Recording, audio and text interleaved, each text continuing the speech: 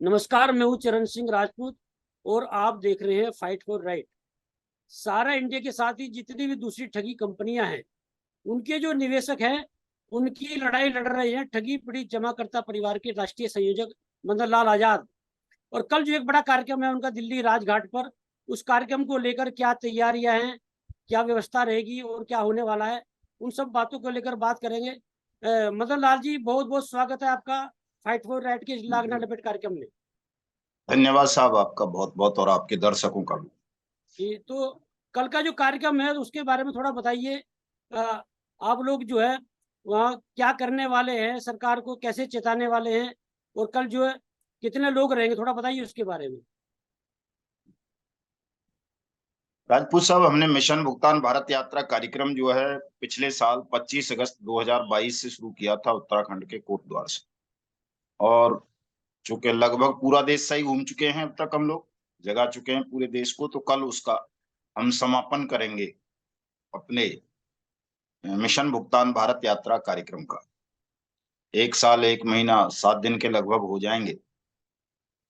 तो तमाम साथी जितना भी हमने देश में अब तक घूमे हैं, उन सभी का आह्वान किया है जहां जहां हम गए हैं कि वो सब साथी इस मौके पर राजघाट गांधी समाधि पर आए, चूंकि गांधी जी की जयंती है, विश्व अहिंसा दिवस के रूप में मनाई जा रही है वो। और हम इसको भुगतान दिवस में परिवर्तित करना चाहते हैं कि देश के जो भी ठगी पीड़ित जमाकर्ता परिवार हैं, किसी भी कंपनी या क्रेडिट कोऑपरेटिव सोसाइटी के, वो सब दिल्ली आए और इसको भुगतान दिवस के रूप में मनाएं। और अपने अपने व्यक्तिगत आवेदन पत्र भी लेकर के आए, प्रधानमंत्री को बताएं कि साहब, हमने आपके बनाए हुए कानून बट्स एक्ट 2019 के अंतर्गत ये अपना भुगतान का दावा फला जगह दाखिल किया था और हमारा पैसा अभी तक वापस नहीं मिला। इसलिए आप हमारे जो जिला कलेक्टर हैं या कहें बट्स एक्ट अथॉरिटी हैं, उनको निर्देशित करें कि वो हमारा भुगतान इस कानून के अंतर्गत हमारी जमा राशि का 2 से 3 गुना करें। अगर आपने ऐसा नहीं किया, चेतावनी भी होगी उस पत्र में साथ में कि अगर आपने या आपकी बर्ड्स एक्ट अथॉरिटी ने हमारा भुगतान नहीं किया 30 दिन के अंदर अंदर, तो हम और हमारा परिवार ईश्वर को साक्षी मानकर ये शपथ लेते हैं कि हम आपको और आपकी पार्टी को वोट नहीं करेंगे, मतदान का बहिष्कार करेंगे। यही लेटर सेम, इसकी कॉपी जो है विपक्ष के नेता वहां अगर रहे तो उनको दी जाएगी। मल्लिकार्जुन खड़गे जी वो नहीं रहेंगे तो राहुल गांधी रहेंगे, कल से उनकी दूसरी भारत जोड़ो यात्रा शुरू हो रही है, उनको दी जाएगा उसी पत्र की दूसरी कॉपी। चूंकि कांग्रेस या कांग्रेस समर्थित दलों की सरकारें भी राज्यों में, कई राज्यों में हैं और वहां भी अभी तक भुगतान आरंभ नहीं हुआ है। बल्कि कांग्रेस शासित राज्य राजस्थान में तो, राजस्थान और हिमाचल में खासतौर से दुर्गति कर दी है ठगी पीड़ितों की। वहां तो राजस्थान ने ऐसा कर दिया है कि केवल आवेदन भी, जो भुगतान पटलों की स्थापना की है, भुगतान पटलों की नहीं, एक ही पटल बनाया है वहां सहकारिता पोर्टल बना करके, और उसमें केवल सहकारी समितियों के जो जमाकर्ता निवेशक हैं उनके आवेदन लिए जा रहे हैं, कंपनीज के पीड़ितों के आवेदन नहीं लिए जा रहे। इसलिए कांग्रेस भी हमारे लिए शत्रु नंबर 1 है इस मामले में। भाजपा शासित तो कई राज्यों में आप देख रहे होंगे, कल ही उत्तर प्रदेश की कैबिनेट ने प्रस्ताव पारित करके जो है नियमावली अधिसूचित कर दी है और कहा है कि साहब 180 दिन में ही भुगतान करेंगे, बट्स एक्ट के अंतर्गत ही करेंगे। तमाम डिविजनल कमिश्नर्स को, फास्ट ट्रैक कोर्ट्स को ये निर्देशित कर दिया गया है उत्तर प्रदेश में। उत्तर तो प्रदेश में योगी आदित्यनाथ ने एक तरह से एक्शन लिया है इस मामले में। हाँ, सब जबरदस्त एक्शन ले लिया है उन्होंने। बिहार की सरकार ने, मध्य प्रदेश की ने और कई सरकारों ने लिया है। लगभग 19 राज्यों में ये नियमावली तय हुई है। 19 राज्यों में राजस्थान भी है, लेकिन राजस्थान ने इसको बहुत ज्यादा कमजोर कर दिया है कानून को। प्रॉपर नियमावली उसने नहीं बनाई है अभी तक। तो इसलिए हम जबरदस्त ढंग से विरोध कांग्रेस का भी करना चाहते हैं कि वो भी देश के साथ धोखा कर रही है। बीजेपी तो कर ही रही है, प्रधानमंत्री तो कर ही रहे हैं, लेकिन कांग्रेस भी कर रही है। इसलिए हम दोनों को लपेटे में लेंगे, लागना लपेट की तरह, किसी को बख्शेंगे नहीं।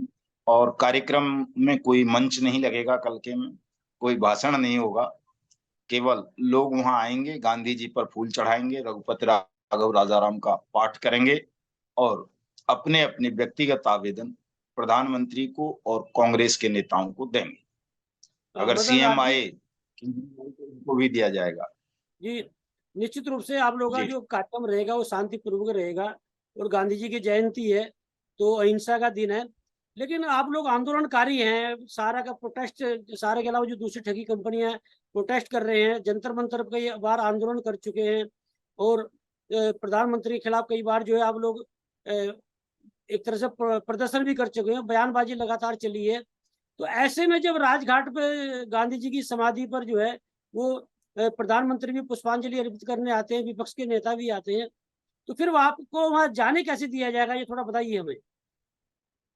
देखिए साहब, जाने की तो बात ऐसी है, लोग आज ही पहुंच गए हैं। आज भी आप एक देखेंगे, हमने डाला हुआ है तो हमारे साथी आज ही राजघाट पर पहुंच गए हैं, आज भी रामधुन गा रहे हैं वहां। जाने से रोक नहीं सकता कोई कानूनी रूप से। अगर कोई जबरन रोकेगा, हिंसा का प्रयोग करेगा, तो हम उसका जवाब अहिंसा से देंगे, रुकेंगे नहीं, जाएंगे सभी लोग। कोई भी रोक नहीं पाएगा। शासन खूंखार है, मुझे पता है, हिंसक है, लेकिन तमाम हिंसाओं का सामना हम अहिंसा से करेंगे, सत्य से करेंगे। और हमारे तमाम साथी कल गांधी समाधि पर पहुंचेंगे और कार्यक्रम शांतिपूर्ण ढंग से ही होगा, अशांति नहीं होगी। आपने जो है पिछली बार जो मेरी बात हुई थी आपसे, ये कहा था कि यदि ठोस आश्वासन नहीं मिलता है प्रधानमंत्री की ओर से और भुगतान की बात नहीं होती है, तो पुष्पांजलि अर्पित नहीं करने देंगे गांधी जी की समाधि पर किसी भी नेता को। थोड़ा उसके बारे में बताइए। नहीं, वो हमारा संकल्प आप दूसरी तरह से कह रहे हैं, हम दूसरी तरह से बताते हैं उसको। हमारा संकल्प ये है कि पहले पुष्पांजलि हम अर्पित करेंगे, और हमारे बाद ये जो नौकर हैं देश के, जितने भी प्रधानमंत्री हो, चाहे कोई सांसद हो, विधायक हो, चीफ मिनिस्टर हो, या जो भी वहां उपराष्ट्रपति राष्ट्रपति का भी आना होता है, ये सब हमसे बाद में करेंगे। जब इनको रोक लिया जाएगा तो खुद ब खुद घोषणा ये कर देंगे। हम कोई गैर कानूनी बात थोड़ा ही कर रहे हैं, हम तो कानून की बात कर रहे हैं कि जो कानून आपने सर्वसम्मति से बनाया, जिसमें ये वायदा किया, वचन दिया कि हम, यानी सरकार इन्वेस्टर्स का पैसा वापस करेगी, तो उसको करवाइए। आप नहीं करवाओगे तो आपको पुष्पांजलि चढ़ाने का अधिकार ही नहीं है, पुष्प चढ़ाने का गांधी जी को। हम आपको ऑटोमेटिकली स्वतः रुकेंगे। वो मतलब इतनी भीड़ आ रही है साहब, लाखों लोग आ रहे हैं, तो खुद ब खुद रुक जाएंगे, उनको अलग से रोकने की जरूरत नहीं पड़ेगी। इसलिए तो मैं कह रहा हूँ कि कोई हिंसा नहीं होगी, सब कुछ शांतिपूर्ण तरीके से निपटेगा। और अब तो ठोस आश्वासन तो मिल ही गया है लगभग लगभग।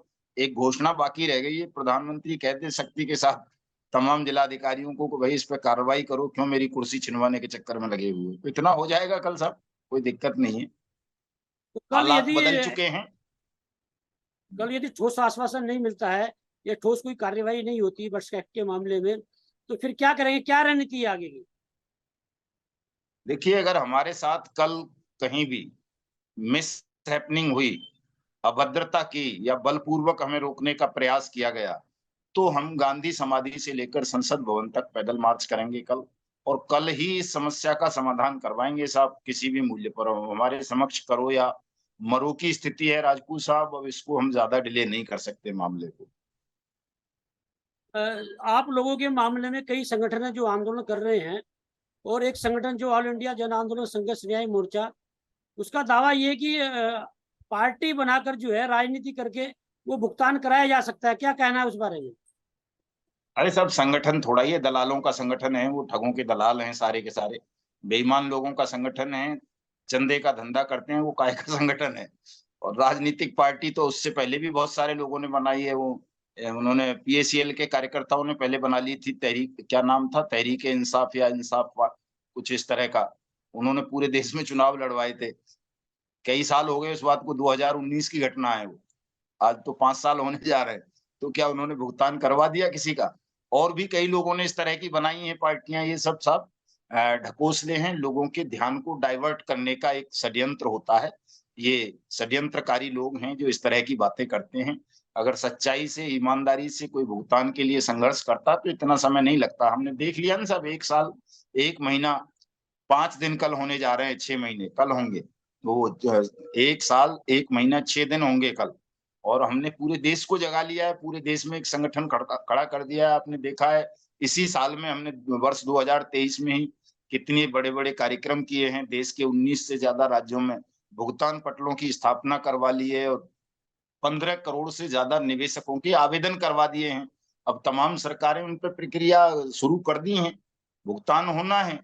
तो ये राजनीति करने से कोई भुगतान करवा देगा राजपूत साहब? आपको लगता है जो राजनीति करेगा, चुनाव लड़ेगा, वो तो जेब कतरे के भी पैर पकड़ता है, जेब कतरे से भी वोट मांगता है, तो इसमें और जेब कतरे में क्या अंतर रह गया?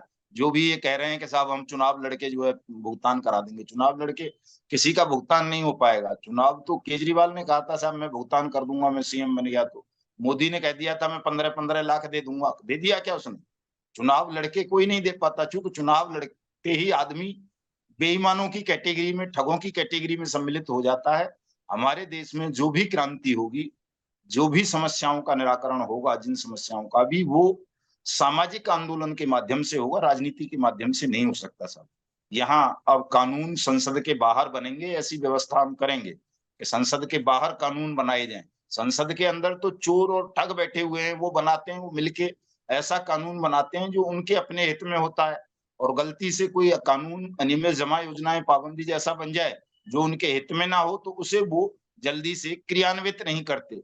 तब भी फिर आंदोलन करना पड़ता है, सामाजिक आंदोलन। तो जब सामाजिक आंदोलनों के ही मार्फत देश में सत्य और न्याय की स्थापना होनी है, कानून की स्थापना होनी है, तो हमें क्या जरूरत है राजनीति करने की, क्या जरूरत है चुनाव लड़ने की? क्योंकि सांसद या विधायक तो छोड़ो, बहुत बड़ी चीजें हैं वो तो। साहब गांव का सरपंच भी आदमी इसलिए बनना चाहता है कि वो कुछ कमा ले, 2 नंबर की कमाई कर ले। 2-2, 3-3 करोड़ रुपए आजकल सरपंच के चुनाव में खर्च करते हैं लोग। किस उम्मीद में करते हैं? वो कोई गांव का विकास करने या देश का विकास करने के लिए थोड़ा ही करते हैं, वो सब माल कमाने के लिए करते हैं। तो मैं समझता हूँ ये कोई संगठन नहीं है, कोई मोर्चा नहीं है, निवेशकों के हितैषी नहीं है, ये ठग हैं, जेब कतरे हैं और ठगों के दलाल हैं, लड़ाई को डाइवर्ट कर रहे हैं ताकि लोगों का ध्यान इधर से हटके उधर चला जाए। अब तक वैसे चंदा लेते रहे जन आंदोलन के नाम पर, अब राजनीति के नाम पे भी लेंगे कि यार चुनाव लड़ना है, बहुत खर्चा है। चुनाव लड़ना कोई हंसी खेल है क्या? एक सांसद का या विधायक का चुनाव लड़ने के लिए अगर आदमी खड़ा हो जाए, तो जो उसकी कॉन्स्टिट्यूंसी होती है, क्षेत्र होता है, उसमें जाने जाने में 5 लाख रुपए से ज्यादा का तो साहब पेट्रोल या डीजल या सीएनजी खर्च हो जाती है। तो बूथ, मदन लाल जी, मदन एक लाल जी बूथ पर वो बनाने के लिए बहुत सारा पैसा खर्च होता है। कहीं मतलब ऐसा कहीं 5 ऐसा करोड़ से कम खर्चा नहीं है एक क्षेत्र पर चुनाव लड़ने में। कहीं ऐसा तो नहीं होगा कि ठगी पीड़ित जमा करता परिवार जो है वो भी एक पार्टी बना ले और फिर बाद में चुनाव लड़ने की बात करना लगे? मैं कभी पार्टी नहीं बनाऊंगा, मेरा तो ग्राउंड मजबूत हो चुकी है, बहुत मजबूत बुनियाद बन गई है राजपूत साहब, उखाड़ के फेंक दूंगा सामाजिक आंदोलन के माध्यम से। मुझे राजनीति करने की आवश्यकता नहीं है। मैं तो हमेशा कहता हूँ, और समाज जागरूक होगा तो उस कुर्सी पर बैठने की जिसकी ये बात कर रहे हैं ठग लोग, उस कुर्सी पर बैठा हुआ मैं तो कहता हूँ आतंकवाद भी बैठ जाएगा, कोई आतंकवादी भी, तो उसको भी 1 रुपए की बेईमानी नहीं करने दूंगा मैं। समाज की मजबूती पर निर्भर होता है साहब। अगर समाज मजबूत नहीं है तो वहां ईमानदार आदमी जाकर के भी मुख्यमंत्री या प्रधानमंत्री की कुर्सी पर बैठकर बेईमानी करेगा, ठगी करेगा। और समाज अगर जागरूक है तो वहां आतंकवादी भी बैठ जाए तो वो भी ईमानदारी से काम करेगा। उसे पता है यार समाज हमारा बहुत जागरूक है, मारेंगे अगर मैंने बेईमानी की, ठगी की तो दोबारा अक्सर चुन के नहीं आने देंगे, चुने हुए को अक्सर उतार के फेंक देंगे।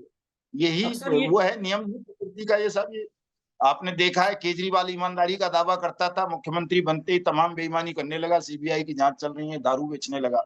नरेंद्र मोदी जैसा भिखारी आदमी 10 लाख का सूट पहनता है, 8,000 करोड़ रुपए के हवाई जहाज में घूमता है उस कुर्सी पर जाते ही। और किसी को भी देख लो जो भी वहां पहुंच जाता है। मनमोहन सिंह जैसा निष्कलंक व्यक्ति जब प्रधानमंत्री बना तो उस पर भी कोयले की दलाली के आरोप लग गए थे साहब, 2G के लग गए थे। और कहीं ना कहीं सच्चाई भी थी उन चीजों में, ऐसा नहीं है कि केवल आरोप रहे हों। इस प्रधानमंत्री को देख लो, अभी कैग की कितनी रिपोर्टें आ रही हैं कि टॉयलेट में खा गया, रोडों में खा गया, पानी में खा गया और पता नहीं किस किस चीजों में खा गया दुनिया भर का पैसा। तो वहां बैठ करके कोई राष्ट्र का भला कर लेगा साहब, लोगों का भुगतान कर देगा, ये असंभव सी बात है राजपूत साहब। हम तो अच्छा अच्छी मदन लाल जी, कैग का नाम लिया आपने कि जी ये माना जा रहा था कि यार जो प्रधानमंत्री नरेंद्र मोदी हैं, देश के जितने भी तंत्र हैं वो पूरी तरह से हाईजैक कर रखे हैं। तो आप पेशे से वकील भी हैं, तो देश में जो कैग ऑडिट करती है तो क्या केंद्र सरकार पर इस पे जो है अंकुश नहीं होता? केंद्र सरकार मतलब प्रधानमंत्री नरेंद्र मोदी जो है वो कैग को क्यों नहीं मैनेज, मतलब कैसे नहीं मैनेज कर पाए? उन्होंने तो सब कुछ मैनेज कर रखा है, कैसे उनके खिलाफ नहीं रिपोर्ट सर, आई? मैनेज तो उन्होंने किया, खूब मैनेज किया, लेकिन कुछ चीजें ऐसी होती हैं। देखिए, ये जो स्वतंत्र नियामक होते हैं, चाहे वो कैग हो, सेबी हो, और बहुत सारे हैं इस तरह के, आरबीआई है, और आपका और भी हैं, मतलब दसियों स्वतंत्र नियामक हैं। इन पर सरकार का उतना प्रतिबंध नहीं होता है जितना और चीजों को सरकार मैनेज कर लेती है। यहाँ बड़ा दिक्कत हो जाती है, चूंकि वहां कई स्वतंत्र लोग भी होते हैं जो किसी से दबते नहीं है, डरते नहीं है, या किसी की रिश्वत नहीं खाते, ये कह सकते हैं, या जिन्हें किसी से पद की, प्रतिष्ठा की या धन की लालसा नहीं होती है। तो उन पर बहुत सारे लोग अंकुश रखते हैं, और इसलिए 100% मैनेज कैग को नहीं किया जा सकता, आरबीआई को नहीं किया जा सकता, संसद को नहीं किया जा सकता, सेबी को नहीं किया जा सकता। कोई शासक सोचे कि मैं 100% उनको मैनेज कर लूं, नहीं कर पाता है। और अंततः चूंकि ऐसा ये दौर चल रहा है, मान लो जो मेन स्ट्रीम मीडिया है उसको मैनेज कर भी ले शासन, उसमें खबरें ना आने दे, तो आजकल सोशल मीडिया पे लोग वायरल कर देते हैं तमाम चीजों को, क्योंकि आरटीआई भी तो है ना, पब्लिक को किसी भी सूचना को प्राप्त करने का अधिकार है। तो पब्लिक कर लेती है, तो जब पब्लिक के पास कोई चीज पहुंच गई और पब्लिक ने वायरल कर दी, तो कैग की मिट्टी खराब हो जाएगी, उसकी प्रतिष्ठा, उसकी विश्वसनीयता खराब हो जाएगी। इसलिए वो सोचते हैं कि यार अभी पब्लिक तक बात पहुंच गई है, तो पहले ही आप कह दो कि हाँ भाई इसमें घोटाला हुआ है, इतना पैसे का नुकसान हो गया। घोटाला कुछ नहीं, मतलब नुकसान का आकलन करती है वो लाभ हानि का कैग जो है, और उसी को वो पब्लिश करते हैं अपनी रिपोर्ट में, तो वही घोटाला बन जाता है। यही होता है सब। मदन लाल जी, जैसे उत्तर प्रदेश से रिपोर्ट आई है कि कैबिनेट में फैसला हुआ है वर्षक के जी तहत भुगतान कराने का, एक बड़ी अच्छी खबर भी है। तो जी हमारे निवेशकों को मैं देख रहा हूँ लंबे समय से संघर्ष कर रहे हैं, और अब कई संगठनों के पीछे बेचारे जो है भागे दौड़ रहे हैं, और आज की तारीख में निश्चित रूप से ठगी पीड़ित जमाकर्ता परिवार का एक मजबूत आधार दिखाई दे रहा है। वो पिछली बार भी मैंने देखा 31 जुलाई को। तो थोड़ा आश्वस्त कीजिए निवेशकों को कि कब तक उनका भुगतान हो जाएगा और कैसे होगा। आश्वस्त क्या करना है राजपूत साहब, गारंटी है, वर्ष 2023 में सबका भुगतान होगा। कैसे होना है, ये तो बट एक्ट से ही होना है। लोग अपने अपने आवेदन करें और उस आवेदन पर निगरानी रखें, डंडा चढ़ाते रहें। मेरा कहने का मतलब है सक्षम अधिकारियों को चढ़ाएं, सक्षम अधिकारी ना सुने तो उनके ऊपर और दुनिया भर की ताकतें बैठी हैं, स्पेशल कोर्ट बनाई गई हैं हर जिले में इसके लिए। चीफ सेक्रेटरीज हैं, होम सेक्रेटरी हैं, फाइनेंस सेक्रेटरी है, चीफ मिनिस्टर्स हैं, पीएम हैं, और सबसे बड़ी बात हमारा अपना संगठन है। हम तो विजिलेंस के तो कर ही रहे हैं, विजिलेंट ही तो कर रहे हैं, और हम क्या कर रहे हैं, लोगों को अवेयर कर रहे हैं कि वो स्वयं निगरानी कर ले चीजों की। और जब निगरानी तंत्र जनता का मजबूत हो जाएगा साहब, तो किसकी हिम्मत है कि आपका पैसा नहीं देगा, कि आपके पैसे में कोई घोटाला कर लेगा। इसी के लिए तो साहब ये कर रहे हैं कि तमाम लोग बट्स एक्ट की तहत अपने भुगतान के दावे दाखिल करें, और जो प्रोसेस है उसको फॉलो करें, सबका पैसा मिल जाएगा। क्योंकि कानून सरकार नहीं बनाया है, कोई मैंने और आपने थोड़ा ही बना दिया है कि मैंने और राजपूत साहब दोनों हम चले गए हमने कह दिया हो कि भैया ये कानून बना रहे हैं हम और इसके अंतर्गत पैसा मिलेगा। तो सरकार का कानून है, सरकार ने बनाया है, सरकार को पैसा देना पड़ेगा। सब कब तक आप जो है इसको घोल के पीते रहोगे? आज जनता जाग रही है, देश जाग रहा है, करना पड़ेगा। सारा पैसा जो है, सबसे महत्वपूर्ण सवाल ये है राजपूत साहब, कि जो पैसा है हमारा, हमारे से मतलब निवेशकों का, वो पहले ठग कंपनीज या ठग क्रेडिट कोऑपरेटिव सोसाइटीज के पास था।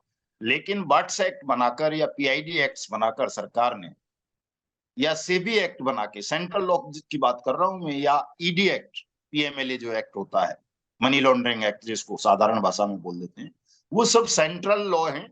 और उन्हीं सेंट्रल लॉज के मार्फत सरकार ने, सेंट्रल गवर्नमेंट ने, या जिसको मोदी सरकार कहते हैं हम लोग, उसने वो सारा पैसा ठग कंपनी और ठग क्रेडिट कोऑपरेटिव सोसाइटीज से अपने कब्जे में कर लिया है, चाहे ईडी के माध्यम, चाहे सीबी के, चाहे सीबीआई के, चाहे एक तरह से कहें तो उसमें सुप्रीम कोर्ट को भी इन्वॉल्व किया है सेंट्रल गवर्नमेंट ने अब तो जो पैसा सेंट्रल गवर्नमेंट के पास है निवेशकों का, वो सेंट्रल गवर्नमेंट राज्यों को वापस कर दे, और राज्य उस पैसे को अपने, जो हर जिले में, कहीं कहीं तो तहसील स्तर पर सहायक सक्षम अधिकारी बना दिए गए हैं यूपी जैसी जगहों में, मध्य प्रदेश में, छत्तीसगढ़ में, इन 3 राज्यों में तो तहसील स्तर पर भी बनाए हैं ना सब सहायक सक्षम अधिकारी, तो उनको इस फंड को ट्रांसफर करें और जिन जिन लोगों के भी आवेदन हुए हैं उनका पैसा वापस कर दें। देखिए कानून ये नहीं कहता कि तुम जोड़ घटाव और गुणा भाग करोगे कि भैया किसी पीएसीएल में 5.5 करोड़ निवेशक थे तो मुझे उन सबका देना है, नहीं। कानून ये कहता है कि जिसने आपके पास दावा किया है आप उसका भुगतान कर दें। तो आप कानून को फॉलो कीजिए। 5.5 करोड़ थे, 6 करोड़ थे या 13 करोड़ थे सहारा के, या उसके टोगो के 50 करोड़ थे, या जीसीए के जो है 1 लाख थे, 2 करोड़ 2 लाख थे, या किसी और के कितने थे, समृद्धा, साईं प्रसाद, या वो 21 लाख वाली है बूढ़ों से का जो पैसा खा गई है आदर्श। उन सबकी गणना नहीं करनी है हमको। हमें गणना ये करनी है कि आवेदन हमारे पास कितने आए हैं भुगतान मांगने वालों के। जिनका आ गया है उनका पैसा देते रहिए, कानून ये कह रहा है। बाकी जो नहीं कर रहे हैं उनको छोड़िए। ये मदन नियम लाल जी, है, इस नियम को फॉलो जी नहीं जी किया जा कल, रहा। जी कल जो है आप लोगों का जो कार्यक्रम है वो किस समय शुरू होगा और कितने लोग कहाँ कहाँ से आ रहे हैं? देखिए सुबह 6 बजे से हम प्रार्थना सभा शुरू कर देंगे राजघाट पर। लोग तो साहब सबसे दूर तो पड़ता है हमारे लिए कर्नाटक। कर्नाटक से लोग आ रहे हैं, तेलंगाना से आ रहे हैं, महाराष्ट्र से आ रहे हैं, मध्य प्रदेश से, छत्तीसगढ़ से, झारखंड से, बिहार से, उत्तराखंड से, और आपका क्या बोलते हैं जम्मू कश्मीर से, हिमाचल से, पंजाब से, यूपी से, और अपना दिल्ली से, हरियाणा से, राजस्थान से, तमाम जगहों से आ रहे हैं सर। उड़ीसा तक से लोग आ रहे हैं। 19 राज्यों से साथी हमारे पास आ रहे हैं। जहां जहां हमने आंदोलन किया है, जहां जहां हम गए हैं, जहां जहां हमारी प्रदेश कार्यकारिणी है, जिले की कार्यकारिणी है, सभी जगहों से आएंगे। लेकिन सबसे ज्यादा जो संख्या है वो राजस्थान, मध्य प्रदेश, बिहार, यूपी और हरियाणा के लोगों की रहने वाली है इस बार साहब। कहीं ऐसा तो नहीं होगा मदन लाल जी, जैसे पिछली बार रामलीला मैदान में आपका कार्यक्रम था और जंतर मंतर पर जो है पुलिस प्रशासन ने जो वहां पर स्थानांतरित कर दिया था, तो ऐसी कोई आशंका तो नहीं है इस बार जो है राजघाट के कार्यक्रम में? नहीं सर, वो कार्यक्रम अलग किस्म के थे और ये कार्यक्रम अलग किस्म का था। उन कार्यक्रमों में हमने सूचना देकर के कार्यक्रम करने थे शासन को कि हमें फला जगह पे कार्यक्रम करना है। सूचना, या जिसको साधारण भाषा में परमिशन कह देते हैं। ये जो कार्यक्रम है ये किसी सूचना पर आधारित नहीं है, किसी परमिशन पर आधारित नहीं है। इसके लिए ना हमने किसी को कोई सूचना दी है सरकारी एजेंसीज को, ना कोई किसी से परमिशन की मांग की है। चूंकि वो गांधी जयंती का दिन है और गांधी समाधि पर हमें पहुंचना है, गांधी जी को फूल चढ़ाने हैं, उनको श्रद्धांजलि देनी है। श्राद्ध पक्ष चल रहा है, वैसे भी पूर्वजों को करते हैं ना, ब्राह्मणों को खिलाते हैं, कन्याओं को खिलाते हैं। श्राद्ध पक्ष भी तो चल रहा है, तो इसमें कहाँ परमिशन और इन्फॉर्मेशन की जरूरत है? ऐसा मदन लाल जी, ऐसी आशंका बिल्कुल नहीं बिना है। ऐसा सूचना होगा के, भी नहीं कि साहब दूसरी बिना जगह कर लो। बिना हम सूचना कोई के मंच आप, नहीं लगा रहे, कोई माइक नहीं लगा रहे, कोई भाषण थोड़ा ही देने जा रहे हैं वहां। आपने दावा किया है कि लगभग 5 लाख के आसपास निवेशक पहुंचेंगे। बिना सूचना के, बिना परमिशन के 5 लाख लोग जो हैं वो राजघाट के आसपास रहेंगे, तो क्या लग रहा है आपको कितना आसान होगा? प्रधानमंत्री का रास्ता रुक जाएगा और राहुल गांधी का वो फूल नहीं चढ़ा पाएंगे दोनों। 5 लाख लोगों की भीड़ इतनी होती है, इसीलिए तो बुलाए हैं कि पता चले उन्हें कि हम नौकर हैं और आज मालिक आ गए हैं गांधी जी की समाधि पर पुष्पांजलि मतलब अर्पित करने। मतलब भुगतान के लिए पूरा दबाव बना देना है कल? बिल्कुल बना देना है सर। इसमें कहने की आवश्यकता नहीं है। वैसे मैं कई बार कह भी देता हूं कि भाई प्रधानमंत्री को घेर लेंगे, फूल नहीं चढ़ाने देंगे, लेकिन ये स्वतः प्रक्रिया है साहब। स्वतः हो जाना है कि जब देश के मालिक सुबह सुबह ही 6 बजे गांधी समाधि पर आ जाएंगे गांधी जी को फूल चढ़ाने, तो नौकरों को रास्ता ही नहीं मिलेगा, ना जगह बचेगी नौकरों के लिए। तो पहले मालिकों को चढ़ा लेने दो, फिर नौकर चढ़ा लेना। और तब चढ़ाना, पहले मालिकों के आदेश की अनुपालना करो। मालिक ये चाह रहे हैं कि देश में बर्ड्स कानून सख्ती के साथ क्रियान्वित हो और देश के लोगों का डूबा हुआ जो जमा धन है जो सरकार के ही पास है वो उसको वापस कर दो ईमानदारी से। नहीं करोगे तो नहीं चढ़ाने देंगे फूल तुम्हें। मदन लाल जी, अंत में निवेशकों से क्या कहना चाहिए? मैं तमाम साथियों से ये कहना चाहूंगा कि जैसा कि राजपूत साहब आशंका व्यक्त कर रहे हैं, या आपने एक वीडियो में भी बताया था कि शांति भंग हो सकती है, ये हो सकता है, वो हो सकता है, ऐसा कुछ भी नहीं होगा। कोई शांति भंग नहीं होगी, कोई बल प्रयोग नहीं होगा। अगर 5 लाख साथी हमारे आह्वान पर आ गए तो उनके समक्ष प्रधानमंत्री को, राहुल गांधी को नतमस्तक होना पड़ेगा, दंडवत होना पड़ेगा और कल ही सारे काम हो जाएंगे साहब। 5 लाख नहीं भी आएंगे तो भी, जितने भी आएंगे अगर वो बुद्धिमत्ता से काम लेंगे, संयम से काम लेंगे, तो उनके समक्ष भी सरकार को झुकना पड़ेगा। इनके भुगतान की प्रक्रिया सरल और सहज बनानी होगी, करना होगा इनका भुगतान, क्योंकि अब सरकार को ही करना है, कोई किसी कंपनी या उसको थोड़ा ही करना है, क्रेडिट कोऑपरेटिव सोसाइटी को, या ये क्या है वो झुंझुनू जो लिए थामे रहते हैं सीआरसी पोर्टल, इनको सबको नहीं करना है। अब तो बट सेक्टर अथॉरिटीज को करना है और वहां पैसा सेंट्रल से ट्रांसफर होके जाना है, सेंट्रल के पास है वो पैसा, तो हो जाएगा। कोई चिंता ना करें, तनाव ना लें। हमारी जो योजनाएं होती हैं, रणनीति होती है, वो बड़ी साफ सुथरी होती है साहब, और विधि सम्मत होती है, और नैतिकता और मानवता के दायरे में भी होती है। उसमें कोई ज्यादा दखलंदाजी कर नहीं पाता। आपने देख लिया होगा, हमने 23 मार्च शहीदी दिवस पर प्रधानमंत्री के यहाँ लाइन लगवा दी थी, वो कानून के माध्यम से ही तो लगवाई थी। कोई हम लोहे के थोड़ा ही बने थे कि जबरदस्ती जाके लगवा दें हम। कानून जो कहता है हम उसके अकॉर्डिंग काम करते हैं, और कल भी उसी के अकॉर्डिंग होगा। सब कुछ शांतिपूर्ण ढंग से निमट जाएगा राजपूत साहब, और ये ईश्वरीय आदेश है, संसद का आदेश है। वर्ष 2023 में सबका भुगतान होना है, होगा। निश्चिंत होकर के आए तमाम साथी। जी मदन लाल जी, जी, बहुत बहुत धन्यवाद आपका हमसे बात करने के लिए। नमस्कार। आपका भी धन्यवाद। नमस्कार। जय हिंद, जय भारत।